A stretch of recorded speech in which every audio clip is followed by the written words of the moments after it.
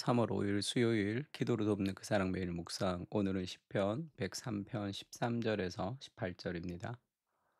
시편 103절 13절에 보면 아버지가 자식을 긍휼히 여김 같이 여호와께서는 자기를 경외하는 자를 긍휼히 여기시나니, 이런 표현이 있죠. 하나님이 우리를 자식처럼 긍휼히 여기신다, 그렇게 얘기합니다. 그래서 자식을 긍휼히 여김 같이라는 제목으로 말씀을 좀 나누려고 합니다. 자녀의 연약함을 품으시는 아버지의 사랑이 있다라는 것을 좀 기억해야 되는데, 우리가 자녀를 키워보면 우리 자녀 안에 어떤 성품적으로 좀 부족한 것이 있다, 이런 생각이 좀 들기도 하고, 인간의 죄악된 본성이 우리 자녀 안에도 있구나, 그런 생각이 듭니다.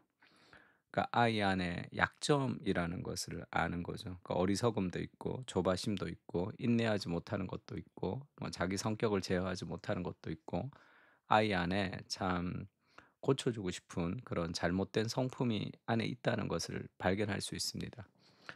그렇다고 우리 자녀를 우리가 사랑하지 않느냐 하면 그렇지 않잖아요. 그런 다양한 그런 부족함에도 불구하고 우리가 자녀를 사랑하는 마음은 변함이 없습니다. 하나님 우리를 그렇게 사랑하신다는 거죠. 하나님이 우리의 형편없는 모습, 우리의 어떤 죄악된 모습, 그 모습을 그대로 다 아시지만 긍휼이라는 것은 논리적이지 않습니다. 합리적이지가 않아요. 불쌍한 거예요. 그의 잘못과 그의 죄와 그의 부족에도 불구하고 그를 사랑하는 그런 긍휼이 하나님의 마음입니다. 왜 그렇게 우리를 긍휼히 여기시느냐? 이는 그가 우리의 체질을 아시며 우리가 어떤 존재인지를 안다는 거죠. 우리가 단지 먼지뿐임을 기억하심이로다. 인간이라는 존재가 정말 하찮은 먼지, 이 티끌에서 나온 존재인 것을, 흙에서 나와서 흙으로 돌아가는 그런 연약한 존재인 것을 하나님이 아시기 때문이라는 거죠. 인생은 그날이 풀과 같으며 그 영화가 들의 꽃과 같도다. 그러니까 인생이라는 그 전체, 우리가 막 그 인생이 어쩌고 저쩌고, 인생의 비전이 어쩌고 저쩌고, 인생을 어떻게 살아야 된다 어쩌고 저쩌고 하지만, 인간이라는 인생이 하나님의 관점에서 한 살로부터 태어나서 100살까지 살든 뭐 80까지 살든 그 인생이 참 이렇게 짧고 허무하고 아무것도 아닌 거죠. 그러니까 인생은 그날이 풀과 같다는 거예요. 인생이 풀처럼 이렇게 덧없고 짧다. 그리고 그 영화가라고 인제 번역된 이 단어는 이 블라썸, 그다음에 이렇게 좀 이렇게 꽃이 핀다는 뜻도 있고, 이렇게 플러싱이라 그러죠. 번성한다는 그런 의미도 있습니다. 그러니까 인간의 어떤 꽃피는 시기, 그리고 번성하는 것, 그 성공하는 것, 그 찬란하게 빛나는 어떤 인생의 어떤 매력적인 무엇이 있을 수도 있겠죠. 그런데 그 인간의 뭐 플러싱하는 그런 어떤 번영이 이게 들의 꽃과 같은 거예요. 하루에 지는 그런 것이다. 그래서 막 깝죽깝죽하는 그 인간을 하나님께서 긍휼히 여기시는 거죠. 쪼끔만 뭐가 잘 되면 막 뭐 이랬다가 쪼금만 안 되면 막 이렇게 어 뭐 좌절하는 그런 우리의 연약함을 하나님이 있는 그대로 우리를 사랑하시고 우리를 품으신다. 그 하나님의 긍휼로 우리를 대하신다, 그렇게 얘기합니다. 그것이 우리에게 주는 자유가 있는 거죠. 이사야서 40장도 이렇게 얘기합니다. 말하는 자의 소리여 이르되 외치라. 대답하되 내가 무엇을 외치리까? 세례 요한의 외침을 얘기하는 겁니다. 이르되 모든 육체는 풀이요 그의 모든 아름다움은 들의 꽃과 같으니 푸른 마르고 꽃이 시듬은 여호와의 기운이 그 위에 불미라. 이 백성은 실로 풀이로다. 푸른 마르고 꽃은 시드나 우리 하나님의 말씀은 영원히 서리라 하라. 그러니까 인생의 모든 그런 영화, 모든 아름다움은 들의 꽃과 같습니다. 풀이 마르고 꽃이 시드는 것처럼 참 아무것도 아닌 그런 인생을 우리가 붙들고 있는 거죠. 정말 연약하고 정말 아무것도 아닌 그런 인생을 우리가 붙들고 있다. 그래서 하나님이 우리를 긍휼히 여기신다. 미가서 6장 7절 8 절도 이런 말씀이 있죠. 여호와께서 천천의 수장이나 만만의 강물 같은 기름을 기뻐하실까? 내가 하나님 위해서 이걸 해야지 하는 게 별로 안 기뻐하신다는 거죠. 또 '내 허물을 위해서 맏아들을 바치고 내 영혼의 죄를 위해 내 몸의 열매를 드릴까?' 이게 율법주의죠. 이렇게 하나님 앞에 막 드려서 뭔가 복을 받고 싶어 하는.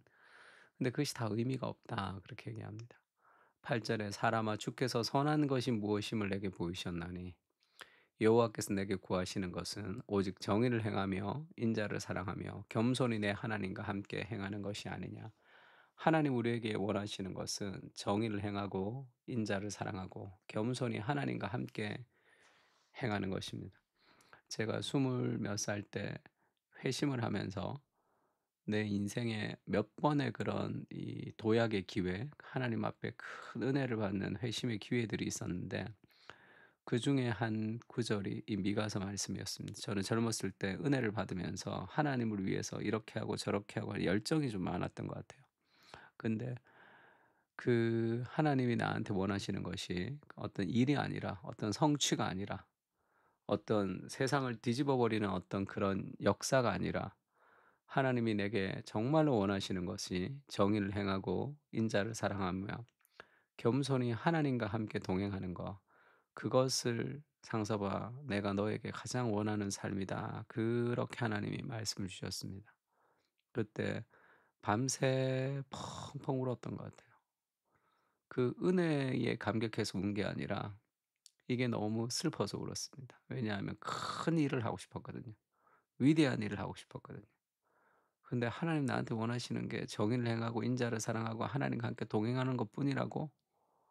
그러면 내 꿈과 내 비전은 다 뭐지? 그러면서 정말 슬프게 밤새 울었던 기억이 있습니다. 그것이 사라질 때 진정한 하나님의 비전을 우리가 인제 공급받을 수 있는 거죠. 인간이 행하는 모든 것은 하나님의 관점으로 우리를 긍휼히 여기실 수밖에 없는데 왜냐하면 들의 풀과 같은 거죠.